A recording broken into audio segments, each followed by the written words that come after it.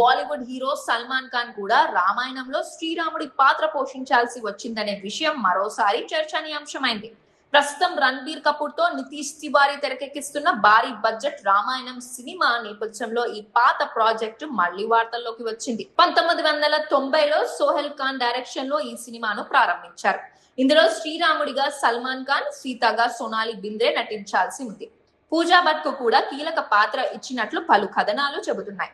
ఈ సినిమా కేవలం ప్రకటించిన ప్రాజెక్టు మాత్రమే కాదు, దాదాపు 40% షూటింగ్ కూడా పూర్తయింది. సల్మాన్ రాముడి వేషధారణలో విల్లు, బాణాలతో ప్రమోషన్ ఫోటోలకు కూడా పోజులు ఇచ్చారు. అయితే ఆర్థిక సమస్యలు, సాంకేతిక కారణాలతో సినిమా ఆగిపోలేదు. షూటింగ్ సమయంలో సోహెల్ ఖాన్, పూజా భట్ మధ్య సన్నిహిత సంబంధం ఏర్పడింది. ఈ వ్యవహారంలో కుటుంబ సభ్యుల జోక్యం తర్వాత పరిస్థితులు మారిపోయాయని కథనాలు పేర్కొంటున్నాయి. సల్మాన్ మధ్యవర్తిత్వం చేసినా ఫలితం లేకపోయింది. చివరకు పూజా భట్ ప్రాజెక్ట్ నుంచి తప్పుకోవడంతో సినిమా పూర్తిగా నిలిచిపోయిందని సమాచారం. సాక్షి టీవీ ప్రసారాలను నిలిపివేయటం చట్టరీత్యా నేరం. సాక్షి టీవీ ప్రసారాల కోసం మీ స్థానిక కేబుల్ ఆపరేటర్ను వెంటనే సంప్రదించండి. DTH లో, ఇంటర్నెట్లో కూడా సాక్షి టీవీ ప్రసారాలను వీక్షించవచ్చు.